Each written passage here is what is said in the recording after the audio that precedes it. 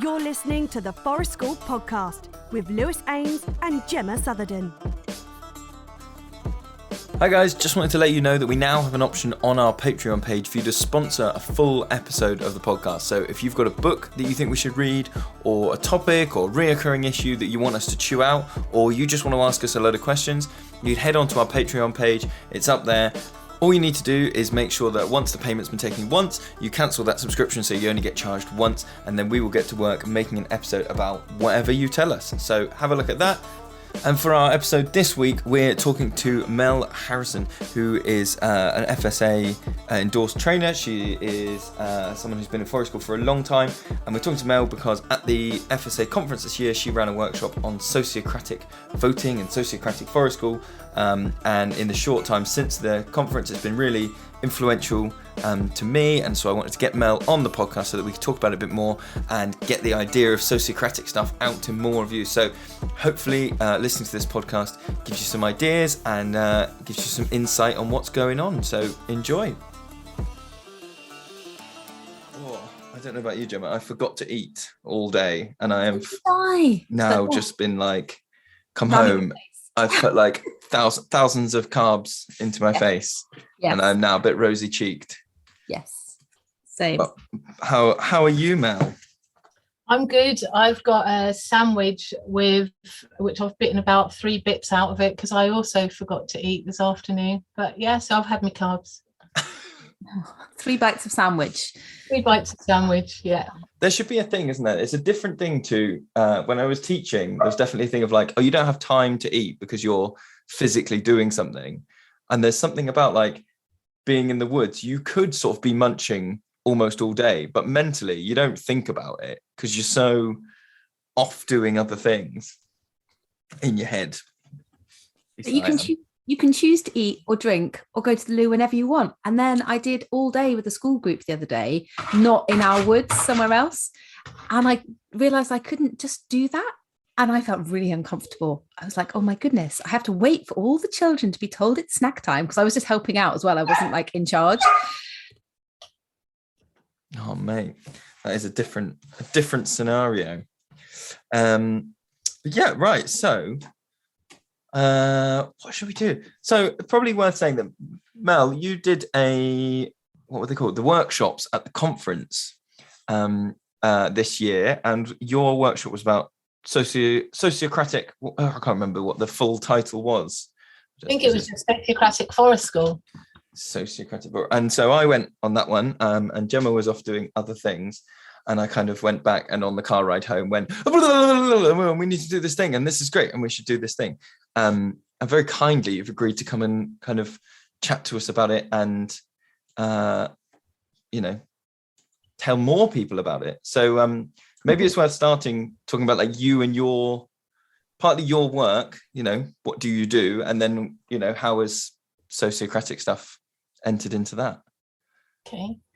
So I'm doing 2 things at the moment. I'm a Forest School tutor for the Greenlight Trust, and also a director of a company called Kinder Education, and we have a Forest School called Kinder Forest School. So I kind of practice, my facilitation is at Kinder Forest School, and I tutor for the Greenlight Trust. And I come from a background of being an activist, a campaigner. So I used to do playing in the woods. I've been doing this for about 25, 30 years. So I used to go playing in the woods, doing stuff with kids, and then I'd do my serious job, which was for an NGO, and kind of almost full-time campaigning, really.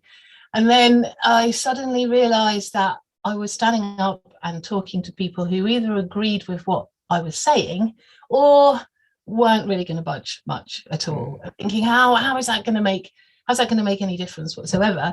So I decided that I was going to put all of my attention and time into working with children, because if we can create a space where children are truly themselves, where they question everything and they have ways of sorting out conflict and organising, all the things that we're rubbish at as adults, then maybe we've got a chance of saving the planet and having really good systems for our young people to grow up in. So that's where, and so the sociocratic side of thing has kind of crept in with me along the way, and it's slowly come in more and more. It's always been a really big part of my practice to have children make decisions for themselves, and have everybody, children, young people, adults. Our youngest are babies, our oldest are 94 at Kinder Forest School, and it's always been a really big part of my practice. But it's only been recently that I've thought,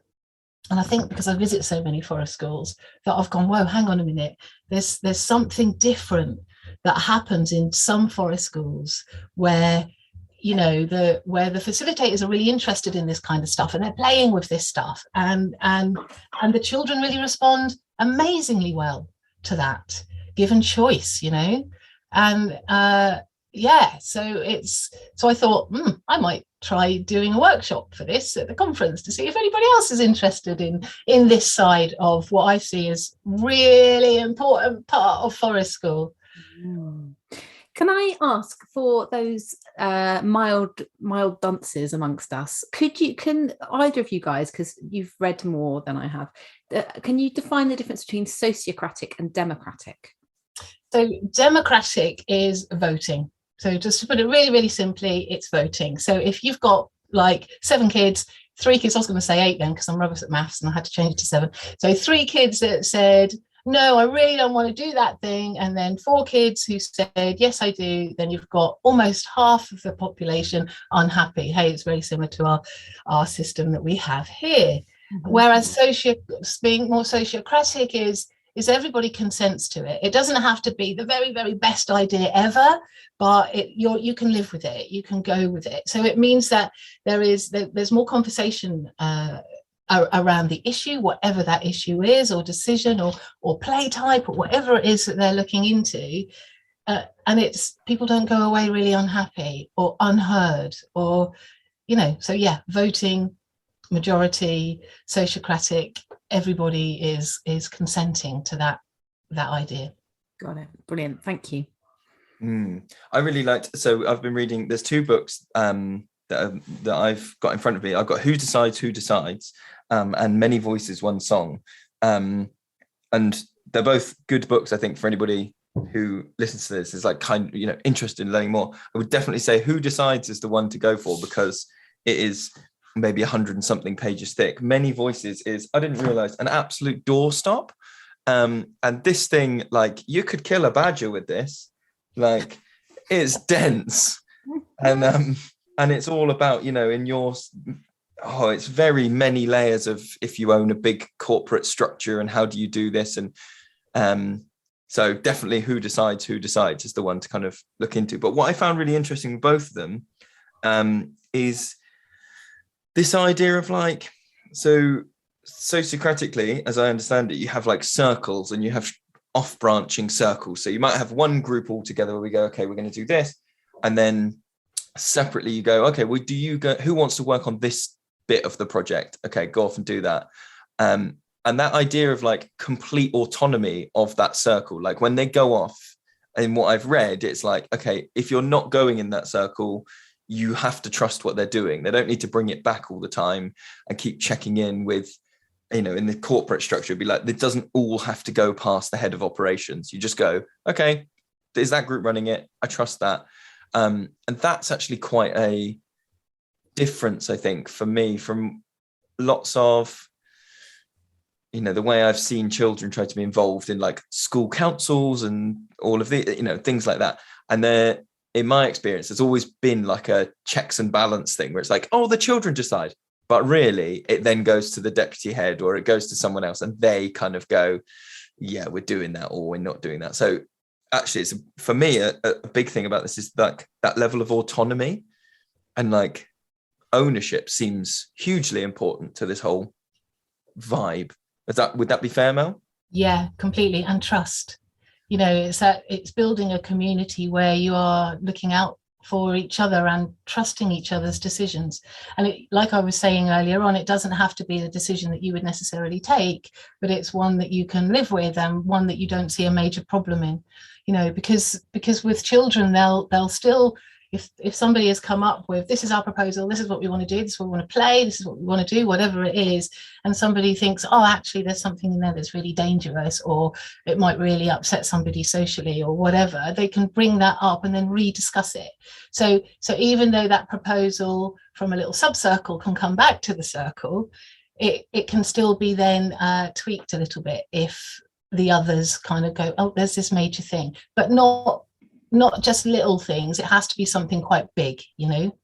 You can't change the proposal by coming back with loads more proposals. It's just, well, actually, if you did that, I think that axe might fall on your head, you know, that kind of thing, rather than a smaller thing of, I think we should do it this way because it might look nicer. Yeah. And that kind of comes to that like live with it thing, doesn't it? Rather than, you know, but I feel like maybe we've jumped slightly. We've gone, Gemma's looking slightly. Well, I just wanted to ask, I'm kind of sitting here from maybe a listener point of view, as well as somebody who hasn't read these books yet, but is very interested in it. And we have dabbled with it for since we've been running our forest school, we've been trying to get at this kind of feeling all the time, haven't we? In terms of like, we're learner led, but we don't be like egocentric learner led, you know what I mean? Like, rather than just everyone going, well, I want to do this, so I'm just going to do it. And it doesn't matter about anyone else. Can you still hear me? Yeah, can hear you. Oh, I think I can hear you. Yeah. Sorry.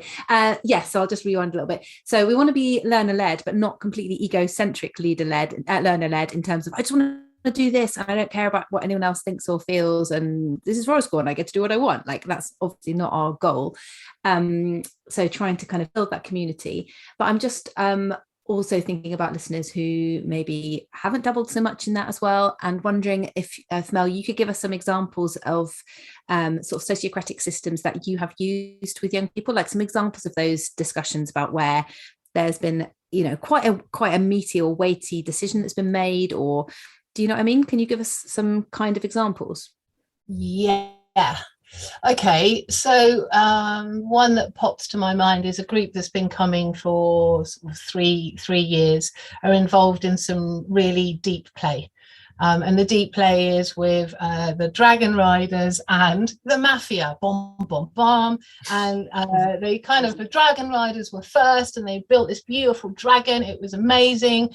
They were all really wonderful, had little hospitals for it. And it was, you know, really kind of fluffy play. And then about 2 weeks later, you know, another child decided that they wanted in on this, but they didn't want in on this to be a dragon rider. They wanted to go and nick the dragon's things. So they formed like a mafia, and then from there became a war, and the war was for about 2 or 3 weeks really painful for us as facilitators, because as they are when these kind of things happen and you're seeing them upset. But then suddenly a child said in closing circle, actually because circles are really important to me and to our practice, I'm really not actually feeling it with this war. I don't like it. And then everybody started talking about that. But there was still some children who were loving being in the mafia. It was the best thing in the world. And others, the dragon riders, were feeling the same. And then there was the other children who that was it. They didn't want anything more to do with it. So really simply, they came, they sat around the fire, they talked about it. There wasn't going to be one or the other, and it didn't stop the play. It continued it. There was decisions that were made that they wouldn't bring in other people, and they went off into their own almost subcircles. You know, we've got the mafia, they're coming back, they're feeding in what they're doing. And then you've got the dragon riders, they're feeding in what they're doing. And then everybody else who went and built a kind of village. That's what they ended up doing. And it's like, you know, you couldn't have planned it, because it wouldn't have happened like that, but they did. And their village ended up bringing the others together. But there was 3 almost subcircles all of the time talking about what they wanted to do and how they were going to do that. So at no point did we have to say no to the war. We wanted them to realise, understand what that conflict feels like, you know. That's a great example, and one that I'm sure loads of people will really recognise. You know, that kind of play and those kind of, you know, disagreement, especially when people are in that, as you say, a real deep play in the flow of it, and it's so enriching for them, and it's so on the edge, isn't it? It's on the knife edge, and I find all that completely fascinating. And so when the children are in those circles, is somebody kind of chairing those discussions and ensuring that everybody gets a turn to speak and that everyone's heard, or is it not chaired because those children have had so much experience at it, or have you had to set up those kind of systems for the groups?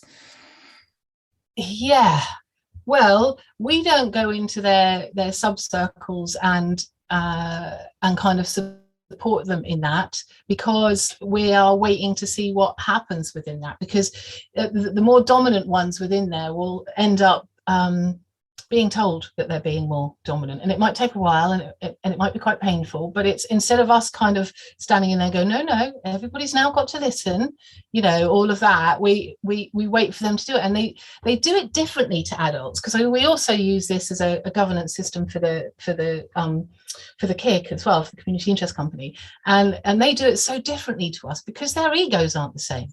And they kind of discuss it whilst they're hanging upside down in trees and doing all of that, and just bring back what they're going to do. So rather than going, okay, go sit in a circle, have a chat, make sure everybody's heard, we say, well, have a think about it and come back and let us know what your plans are. And so it kind of happens more naturally, and they find their rhythm. So whether they're sort of 5 and 8, or whether they're the 14s or whatever, there's a different thing there, and that rolls into their conflict resolution as well, because they get so used to being really heard as much as we can. It's super difficult to 100% listen to anybody all the time, but we try. And once they feel that, they know that when there's conflict, they can sort it out themselves, or come back to the circle and check in with the values. So that's kind of last resort, is coming back to the circle and checking in with the values. And it's incredible really to watch them do it. It's so natural for them. If they're given a space to talk it through, they talk it through. We've just got a bit rubbish at it as adults, and I say collectively because nobody ever showed us that way, and we've never been given a chance to do that. So we have to relearn that, almost, after being taught voting is the way all the way through school. I was on those school councils hoping to make a difference. Nothing we ever said got of any juiciness got taken anywhere. And I know that there are some amazing school councils out there too, but it's to be when you are really, really listened to, you are much more braver at speaking your truth, I think. And have the time to do that as well, to create an environment in which those important conversations have the space and time to happen. Rare and important. Sorry, let's go. I was just going to say, I think it's been really interesting for our so the group that we've been dabbling with, they're a mixed age group, and they go from 5 up to, I think our oldest at the moment is sort of 12ish, and it's a really interesting shift, like you say, and that idea of like voting is the way. It's a shift in mindset, I think I've noticed, from voting is the way, but then also thinking that as long as you're in the majority, that's okay. So as long as enough, as long as you've got more than half the people agree with what you're doing, that means your idea is good. Whereas what we've been doing so far with this idea of going, well, actually, no, it doesn't move forwards if not everybody, if we don't get consensus on it, we just pause. And, we've tried it with a lot of different things. One of them was we went out for a walk, and we tried it with which way should we go? We're at this point, we can go this way or this way, and we kind of weighed it up. And I think, Gemma, you might remember, I think we must have voted, done rounds of voting 5-6 times in very short succession, because we had one person who was just holding out, who was just going, I absolutely don't want to go your way, I want to go this way. And it really struck me that in that moment, had I not been on your workshop and had this stuff going around in my head, I think my instinct would have been to go, okay, but most people are going to, that thing of well, you're one person, and if you're sad, that's less important than if 12 other people are sad, or whatever, it is. But actually, me modeling that kind of thing of like, well, if he doesn't want to go that way, we'll just stay for a bit. It's okay. We can just, and it really leveled the playing field in, I think, their eyes about like, oh, okay, this changes how we see all of it, because we can't just go, oh, there's whatever way they divide themselves. Sometimes they go up by gender, or sometimes they divide themselves by, we're the big lot and they're the small lot. And actually realizing that like those kind of divides melt away a little bit when you go, right, but it doesn't matter if there's 6 of you and 7 of them or 4 of you. You just go, if you're not happy, it kind of stops. And that's, I think, I've then seen little trickles of that in the play come through. Definitely, because it was all about that, like, we're not just going to carry on voting until we, it's like, well, let's talk about it, let's find out why. And that one person who maybe doesn't always have a voice, because they just, as Lewis describes, get subsumed within another collective of like, oh, well, we all voted the same or whatever. If one person is the one person who disagrees, and then you really get to go, okay, why, and really find out, because maybe they have got a really great reason. Everyone goes, oh, actually, you're right. Or maybe they haven't. And then everyone else gets to really explain why they really want to go the other way, that they don't want to go. And that's what life's about, isn't it? It's communicating with other people and explaining what's in your heart and why you feel that way. And as you say, maybe you get someone to go, oh, well, actually, that really means a lot to you, so I can live with it. Yeah, it's such a valuable skill. It's made me realize how much of what I've done up to now has essentially been strong arming. I thought it was, oh, we're voting and we're doing that, but really it wasn't. It was just reinforcing that idea of majority rule, even if that's 51 to 49 kind of thing, which is insane on the face of it. As you break it out, really, isn't it? Oh. Yeah, and also I think if you like you gave that child that time to say what they wanted to do and why they wanted to do it, it gives the other children who probably have just gone, yeah, I'll just go along with the majority, it's like when circle time is a real thing for me. I love it. I really want to reset and do loads of that with it. But anyway, when you watch children who haven't been going to forest school very long, or and somebody who's just wants to pass a stick around, say, how are you feeling? And you get happy, and you look at it and go, you don't look happy to me, and it's kind of, it's you want them to go to say what they're feeling, not just what the other person has said. And if suddenly it's being modeled around them that it's all right not to say the same as somebody else, it doesn't make you a freak, it doesn't make you, it doesn't make people look down on you. In fact, it's held as a brilliant, you've got a different opinion, fabulous. That's where the magic happens, isn't it? Like conflict is the same for me. Once any of us get to that point of going together and there's a slight conflict, that's where the changes happen. So to stop it at that point is such a shame, because so much learning in there. I think what I find really interesting is this, like, so like I say, we've been dabbling. Mel, you've been doing this for a lot longer than we have. And we've realized there's like a bit of a divide between things that you can do this sort of voting style with. And then there's quite a lot of, for us, we were like, a lot of how our sessions run involve a lot of autonomy and play and that kind of play choice. And we talked before about a book, You Can't Say You Can't Play. I don't know if you've come across this. And so it was this idea that this preschool teacher put in where nobody could say no. So if someone said, can I join your game? You had to say yes. And it was up to you to work out how they did it. And we talked about that and we did a whole hour of chatting about it. But so when we were talking about like doing the sociocratic stuff, and I was thinking like, oh, does it work in a game, where someone doesn't agree with the rules, or, hey, these guys want to play this and these guys want to play this. And we kind of realized that it doesn't quite work in that situation, because it's fine for them to do both. It's fine to go, oh, I'm going to stop playing, or, oh, okay, well, we're going to go off and go on the swings now. This, and I can't work out what the sort of defining feature is that makes it like, no, this one has to be a group decision. I know it when it comes up, but do you know what I mean? There are some decisions where you just go, oh, it's okay if we do different things, or it's okay if you don't want to play this anymore. Yeah. I suppose it's when, like if the sort of the play cycles are separating naturally, and one is going into one and one is going into the other, it's when they combine and there's that friction in between. And it's I suppose when a child could come up to you and say, they're doing this thing, at that point, which is kind of they at that point it's like, okay, well, go and tell them how you're feeling.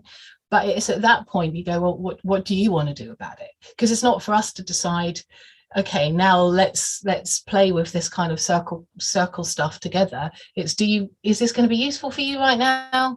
And if not, that's cool, because they end up doing it themselves without even needing any adult intervention. They just stand in the corner and do their stuff in the middle of the woods, and you see them doing it naturally without the physical structure that we put into it. And when there's a real deep sense of belonging, they all have their role in there, whether they're the child who is very, very vocal or the child who doesn't really like talking in front of others. They all find their way to really hear each other because they value being heard themselves, if that makes sense. So I don't think we need to decide when that happens, because they bring it to you, so it makes it obvious, I think, that it's time to come back and do circles.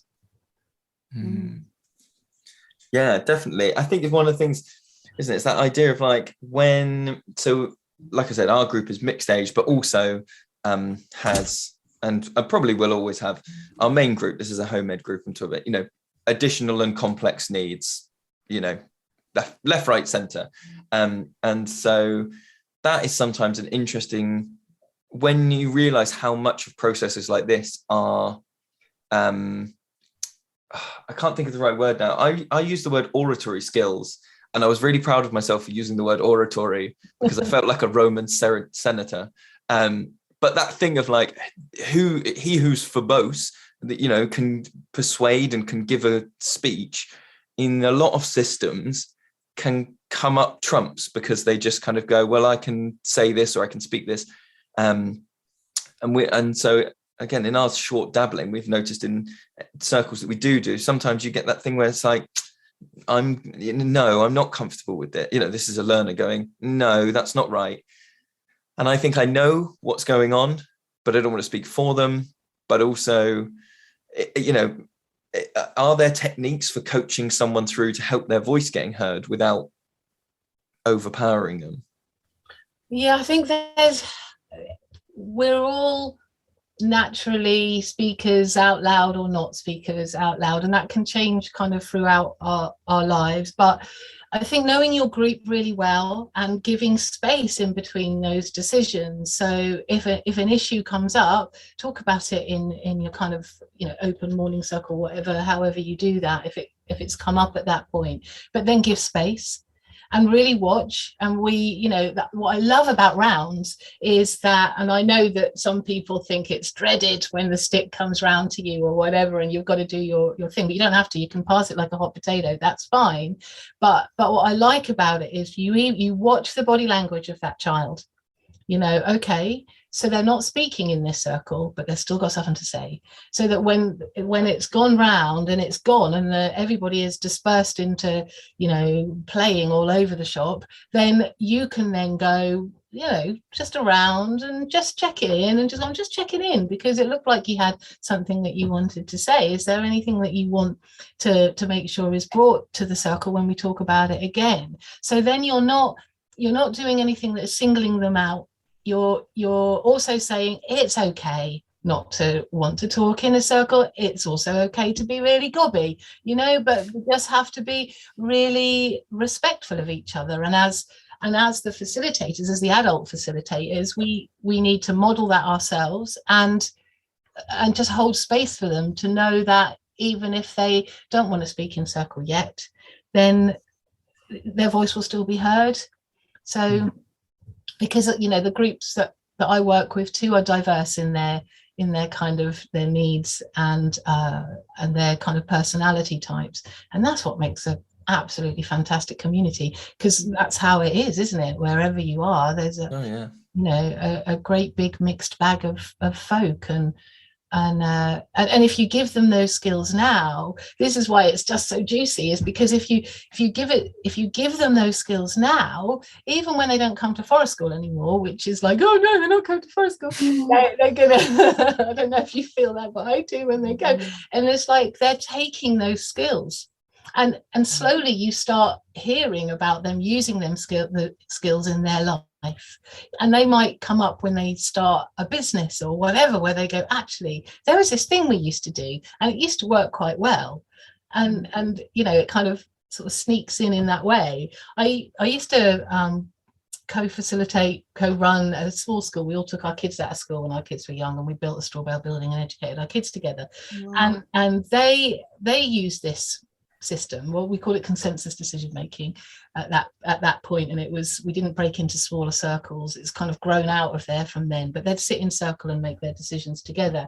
And my son was talking about it the other day, and because sometimes I think, oh God, did I do the right thing? I mean, it was completely child-led and amazing, but and he said that he thinks differently. Or Wild Meadows, which was the group of children, the small school that we had, they think differently. So when they're out socially, they make decisions different, they deal with conflict different, and that's what we can give kids at forest school, is just, here it is in all its wonderfulness. You are free to be yourself. You are heard. You are really heard. You are listened to. You are valued.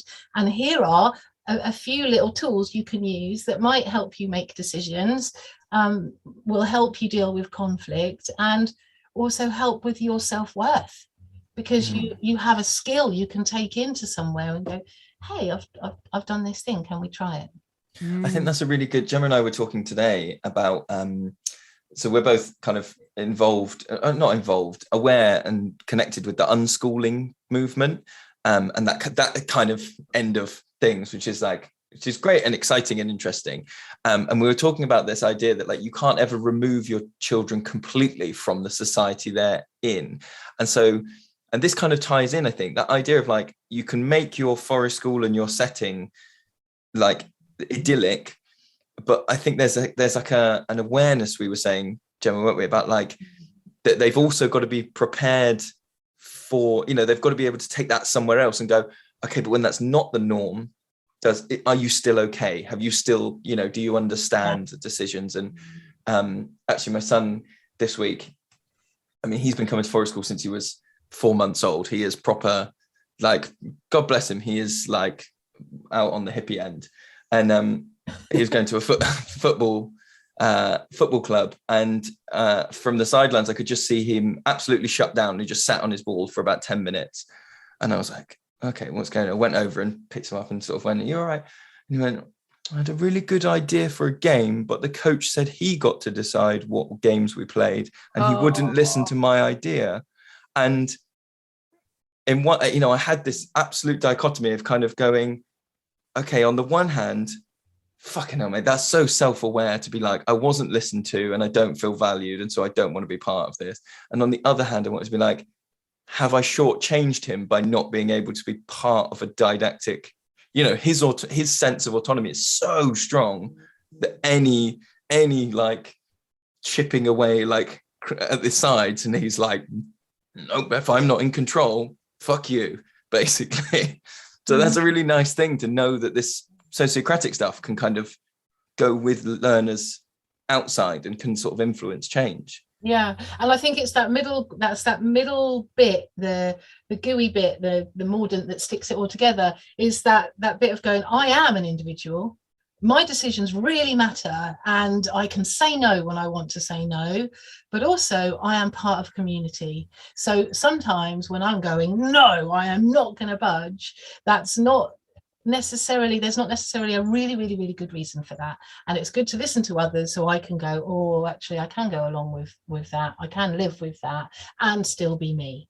I'm not losing out completely. And at the age of 4, there's a really strong sense of self at that point. That's amazing that he did that. But it's giving a middle tool to go, okay, there's a little bit of kind of squidginess in the middle of us and me, and this is the bit I can squidge into and squidge out of when I need to. And because Forest School gives so many skills, doesn't it? It's just like we are raving. No, we're not raving. We are riding. No. Well, we could be. We are riding the wave of the progressive education movement in the UK. We are extremely, in my opinion, extremely important right now, because what else out there that is growing and new and autonomous and full of amazing people and power and passion. This is something really amazing that we're doing, and I think it's quite easy to forget, especially if you're on your own and you're in a school and you're delivering Forest School and everybody around you is not really getting Forest School. It can be difficult to remember, but it's so important to remember that all of those little things that we're doing, all of those little ideas and kind of little things that you can do to make a change, to be yourself, to create community, it's gonna change the world. It's gonna do. No, I think that's really interesting, that kind of wider thing. We realized, so we'd done some voting recently about so normally we try and give our groups like a bit of a budget and go, what do you want to buy for the group, for the woods, for whatever, and we'd done it democratically for a while, and that had always had some, let's call them teething issues, but it was basically that thing of like, the minority were going, that isn't really the thing. So we're like, hey, we do it sociocratically. Huge success, very, massive. But we both reflected on afterwards that like, we didn't really like that it had become this very capitalist, consumerist, that was the first thing we'd done with it. I mean, it wasn't the first thing. We'd done it, like I say, out on a walk, or we'd done it talking about what will we build or something in the woods. But the first meaty thing we'd done was quite, consumery, and that felt a bit icky. And we sort of talked about it for a while, didn't we, Gemma? And we kind of, I realised through rereading that we hadn't done a mission. And so for people that are new to this, so having a mission is super important for knowing that that's what your group is doing. That's what the community is doing. That's what the circle is for. And Jamie, you might remember more of them than I do. Yesterday we just asked the group and went, why are you here? And I don't mean like, why have you turned up? Why? Yeah. We said, why are we here? Like, and we talked about, because the first one went, we're here for playing. And we went, we definitely are. But I was thinking I was like, well, why aren't we in a playground then? Or why aren't we, and why? Because that would be where we'd go. So why this place? Why these people?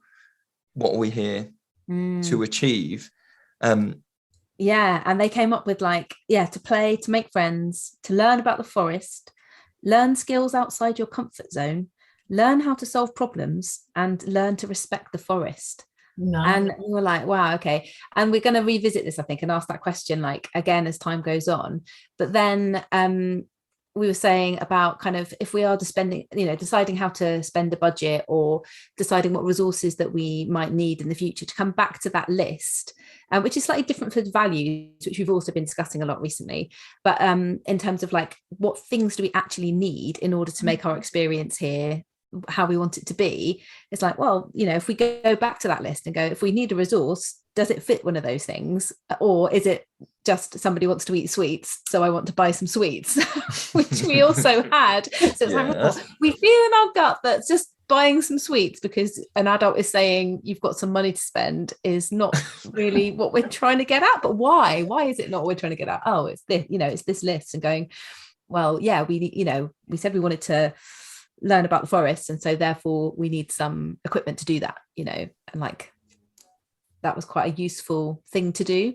Yeah, definitely. It's like putting their roots down, really, isn't it? And I think that you saying that has made me go, there's something that's happening at Forest School at the moment that could really do with some revisiting of that. So I'm going to do that next Wednesday. So thanks for kind of bringing that up, because it's, if that alongside your values, you know, when you're in the moment and you're just like, whoa, your energy is really airy and up there and fiery and all of that kind of stuff, you want to, we're going to eat sweets, that's what we're going to spend the money on, or whatever it is, you kind of almost need that earthing.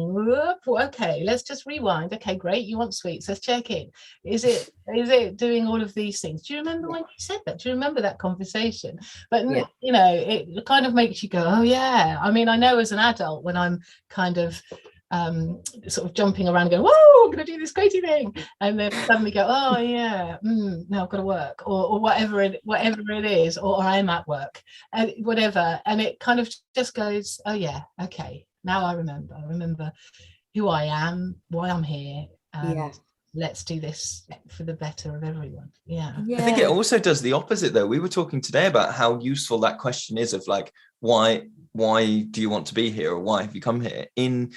I don't know, I imagine most groups go through this. You just have naturally multiple play cycles kind of come to an end at once, and you realize it's halfway between break and lunch, and you haven't really got anything like naturally to flow into, like, oh, okay, so we're doing it. So you have this weird sort of downtime, and that is, I think, when I would have looked at that before and gone, well, you know, you need to be you're creative. That's where we're finding out how resilient you are to boredom. That's when we're finding out all these other things, and that kind of like, oh, there's nothing to do, or there's no chat, you know, and actually just revisiting that question at those points of going, okay, so when you came this morning, what were you hoping to get out of it? Because then if it's like, well, we'll learn more about the woods, great, what would you like to let you know? That opens the door in a way that just like, what do you want to do, or what do you feel like doing, doesn't maybe open the same doors compared to like, well, what would you like to be thinking when you go home? What would you like to have done today? Why have you know, what journey would you like to go on?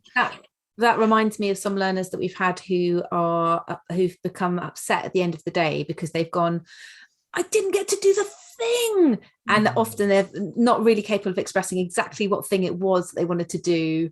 Sometimes it's, transitions are hard, isn't it? You know, for many of us, but sometimes it's like, oh, but I really, in my head, I had this thing that I wanted to get done or create or whatever.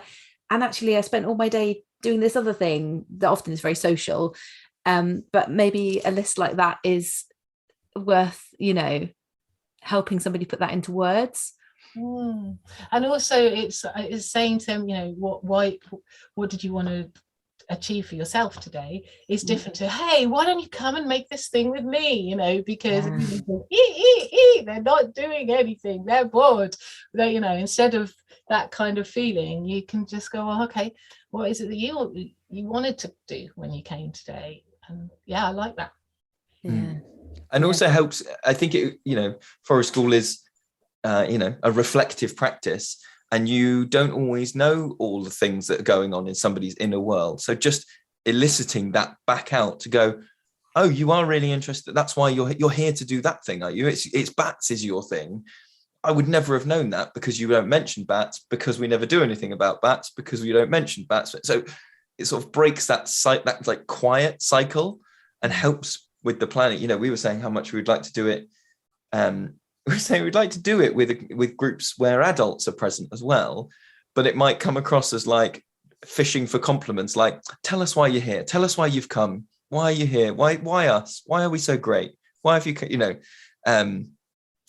so I think we're exploring that, but I think the question needs revisiting off. I'm not sure how often, but it definitely needs revisiting more than once. You couldn't do it, you know, before someone joins a group and then you go, okay, that's what you want from now on. And almost waiting for the opportunity for the question to be right as well, rather than planting it in when it's not the right time, you know. just kind of going, okay, now feels right, let's ask them that question. And the same, I think, with adults, when you're, you know, when you're working together, to check in with each other. All right, okay, so things are getting tricky right now, you know, there's some conflict, there's this, there's that, which is always kind of unmet needs, obviously, but why are you here? Why are you still here with everything tricky that's going on? You know, why are we here? Because then it reminds you of all of those amazing things that have took you to that place. I like to pile on though. When I see Gemma struggling, I like to pile on and come and give her some more questions. Right. You know, when we start our kind of our debriefs, or especially our end of term debriefs with the adults, we pass around the stick once to say what isn't going very well, you know, issues, and then we pass it around again to say what is, and then we look at all the things that aren't and have subcircles on those, and then come back together and sort those out. But that's always really lovely, because there's 12 of us, and you know, we're not always working with each other, because we're working on different days, and we're all working other jobs as well, and all of that kind of thing. So, you know, things get edgy when people aren't being heard, and the communication isn't always, you know, brilliant. It's not for many organizations. And then you get together and you hear all of that, and everybody's a bit like, whoa, that's a bit edgy, and then everybody goes around and goes, but this went really well, and instantly you're like, yeah, and that is much bigger than all of those little things that somebody's not putting the things away in the shed properly, or, you know, or that's a bit raw. Putting stuff away in the shed properly might be a bit of a nerve. A bit of a nerve, but you know. So. Neither of us put stuff away in the shed. We both just walk in and just go, oh, it's like I leave stuff out, and then I come in and I go, oh, past Lewis, what a like to blame a different person. I think I'd like to raise something that, because I can feel people listening to this and going, oh yeah, that's lovely in theory, but my children will never sit still for long enough to go round a circle, or my group just can't, they won't, you know, that's 2 rounds round a circle, what's not going well, what's going well, oh, they can't sit for that long, whether they're, you know, early years, or that's who they are, they need to move, or so I mean, our attempt at it was to go, right, let's start with little circles before we try and do anything bigger. You've mentioned doing stuff hanging upside down, or doing whatever else, but do you have any other sort of tips for people who want to do this kind of like forum style, but without making it physically difficult, and also that kind of social pressure, you know, it's coming to me, it's coming to me, it's coming to me. Do you have any tips for people? Well, I suppose the high kind of adult ratio is always really important with these things, because you can, the children don't have to be part of the circle. Don't force it would be my you know, top number 1 tip, because if you force it, they're not going to enjoy it, and it takes time. You know, forest school is a long-term process, you know, and it's important to just bring things in as they happen. Just introduce it. You don't have to make them sit down and listen.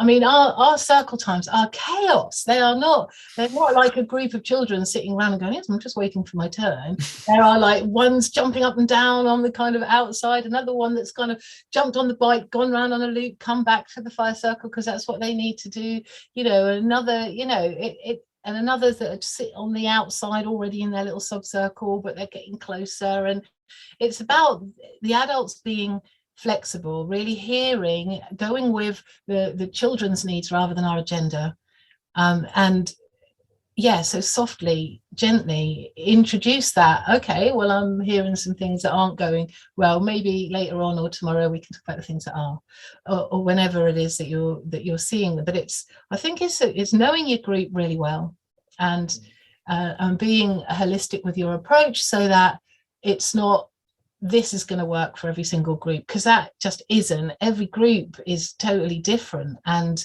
you know your group. It's kind of like, I think if you understand the model, because even within sociocracy, because I can't even speak now, it says try it.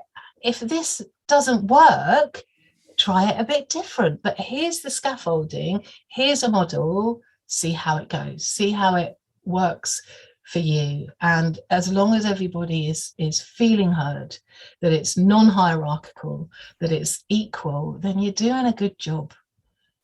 That's amazing. And you brought up something that I want to talk about, which was, and you have sort of touched on this throughout the conversation really, but have you got any tips in terms of, because we have to kind of acknowledge the fact that there's an inevitable hierarchy and power dynamic between adults and children that you can't really get away from. And I'm sure that, you know, everyone who's in forest school to some extent is not kind of seeing themselves as the ultimate teacher who just has all the power and all the knowledge. And we're trying to make it a community-led environment as opposed to us sort of talking to them.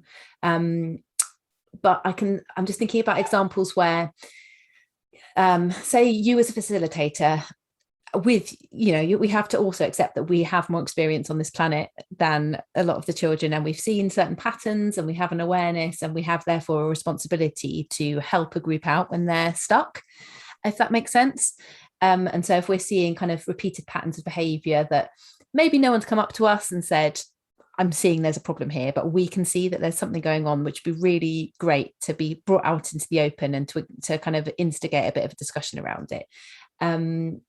With that often then comes, especially like you say, with children who maybe haven't been in a forest school environment very often, if you are the one going, I'm just going to bring this up, it's the right moment, I've got this thing, I've just been noticing this thing, and I just wondered if we wanted to talk about it. You are then bringing this issue up as an adult with more power, and some children might see that in terms of, oh, we're going to get told off now, or oh, she wants or he wants a certain answer from us, they want us to say a certain thing, and we don't want, you know, we want them to come to air their feelings themselves and not necessarily come to an agreement or an arrangement that you've envisaged in your head. You really want them to work it out. But do you know what I mean? Do you know what I'm trying to say? That you will get some children who be like, oh, well, what should I say? And I don't know if you've got any tips about that or any examples of things you've been able to do. Yes, hang on, I have to go under the table and turn my computer on because it's about to run out of battery. Okay, done. That's good. So if I was noticing something and wanted to bring it back to, or thinking that it needed to come back to a circle, I would always check in with the child and the way, because that unspoken hierarchy of adults and children is also something that I'm really interested in. And our children do the circle, so they open circle and close the circle, and they do it how they want to do it. So my suggestion is to you know, you're individually going around, as we've spoken about earlier, and just checking, is this something that needs to be brought up? Because quite often it's our uncomfortableness, you know, that because we've seen those repeated patterns, we think they're going to go the same way as they've always gone in the past, and actually it might not. And when we are comfortable enough, brave enough to sit in that yuckiness, quite often it will come out in a way that you go, whoa, I wasn't expecting that. So, you know, be patient with it, and the long-termness, give that to you as well. And if a child is not being, you know, if it's not really socially and emotionally risky for any individual, if it's not hurting anyone, you know, if it's them investigating, then it's better that they investigate and deal with that themselves in a way, in a model that they've been given now, than becoming adults and standing in Parliament and shouting across a room at each other. You know, it's kind of, this is, you know, it's allowing them to be in that uncomfortableness, and we can shift that on too quickly sometimes, I think, because we don't like that feeling. And it's gone wrong for us maybe, but it doesn't mean that it will for them. So it's constantly being mindful and reflecting on your practice, and, you know, reflecting together as adults is so important. That, you know, I think this thing is happening, and another adult goes, really? I don't think that is happening at all. What I'm seeing is this, because, you know, forest school is 100% observation. And but those observations come from our own belief system, don't they? So it's like things that have happened to me make me see something, go, oh, that thing's going on over there. But somebody else who's had a completely different life to me and different things happen, and their belief system is a little bit different to mine. So you have to kind of leave those at the door to and go in, so you're not yourself almost, which is odd. But and it's trusting in that process, and also having somebody else that you work with that you can be vulnerable with in that, I suppose, because there's a vulnerability of facilitating person-ledness and disappearing. A good forest school facilitator's voice isn't heard much within the group. They disappeared, and because you're giving the skills to them to be able to do their own session, and you're there for their safety and to support their growth in a way that they are completely in control of. And that, I imagine, John and I are lucky that we do work together with everything we do, but again, that feeling of like vulnerability is only going to be heightened, isn't it, if you are potentially a hired in forest school leader for a school. You're already thinking, oh, am I showing that I'm producing? Am I showing that I'm worth this money, this investment, this faith? Often schools are going, are you worth coming in? And so not only is sitting in that ickiness extra hard, but then also going, and I'm going to say less than I might, instinctively think, is like, it's so counterintuitive, but it is important at times to be able to, I think it's important to be able to make that choice rather than realize afterwards that you did something instinctively. That's what I think I'm really interested in, is being able to go, at this moment in time, I'm going to choose to step back at this moment, so that it's not happening, because of my own baggage or whatever. I'm not storing and then going, no. Yeah.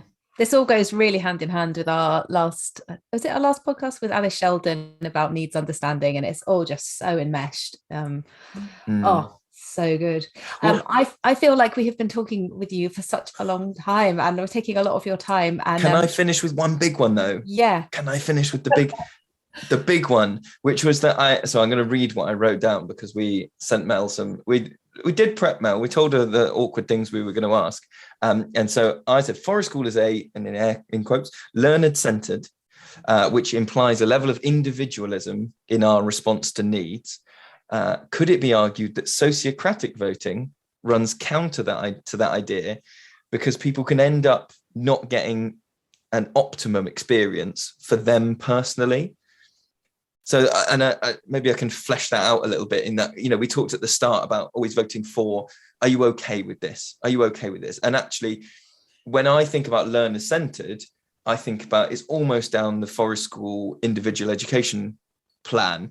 This person has these physical needs, and we'll plan this game for them, and we'll put that in place. And I think that was particularly where I started, was like going, I can facilitate a session because I can meet I thought I could meet every individual's needs, and that was what I was offering, was like personalized stuff. And then this idea that, well, if you're doing things sociocratically, then there's going to be a lot of stuff going on that you're okay with, but it's not, in air quotes, kind of perfect. And so wondering whether that principle, if this is the way, whether that principle needs to be focused on like group-centered or community-centered learning, or so that, I don't know whether that needs of the individual is necessarily the most important thing. I've waffled there, Mel. I apologize. I think I understand what you're saying, but it's that to be a complete whole individual, you're part of a community. Any part of nature, any part of our ecosystem needs each other, and without those links to each other, we cannot truly be ourselves, because it is innate to be part of community. So I think to truly be yourself, you need a sense of belonging, and belonging is community, and you get so much from kindness. So those times where you're going, actually, this isn't 100% super brilliant for me, but I can see this is making everybody else feel brilliant. And those feelings of kindness and all the things that kindness gives you, you then get back and develop more as an individual. So yeah, I think that it doesn't take away your individuality, and I think if we were to say it's community led, that could bring up a whole load of issues, because if you're thinking about the individual's need within community, that's better than thinking of the community needs ahead of individuals, if that makes sense. Yeah, I think that totally does make sense. And I mean, isn't it scientifically proven that like that is the thing that brings us joy? You know, if you can measure success in any way, it is our feeling of connectedness to other people and beings, isn't it? Yeah. So if you're giving young people that we're working, you know, any age people that we're working with in forest schools, that ability to make that connection stronger through communicating our own needs, but also facilitating one another's needs, and as Alice Sheldon would say, like holding those needs with care whilst not putting our own needs in the bin. Yeah, that's the key to happiness, isn't it? Solved it. It took 106 episodes, but we've solved it. So done. It's massive. I can't, you know, it's like putting a lens on the world and just going, oh, right, that's everything, isn't it? It's amazing, isn't it? Don't we just have the best job in the world? Yeah. It's so multi-layered. It's like, you know, so good. Well, is there anything that we should have asked you that we haven't asked you? Or anything you want to say? I don't think so. No, I really enjoyed our conversation. Oh, I really have. And where can people find out more about you if they want to find out more about your work? Okay, well, I'm a tutor for the Greenlight Trust, greenlighttrust.org. Kind of Forest School is where I facilitate, kindofforestschool.com. And I'm on Facebook and Instagram, not very well, but I am as Mel Mushroom. Excellent. And is Kinder Forest School kinder as in being kinder to each other, spelt that way, or with an A? Okay, with an so A. It's kinder because it's kinder, and so the community interest company is kinder because it's kind of from the heart, and it's kinder education. You know?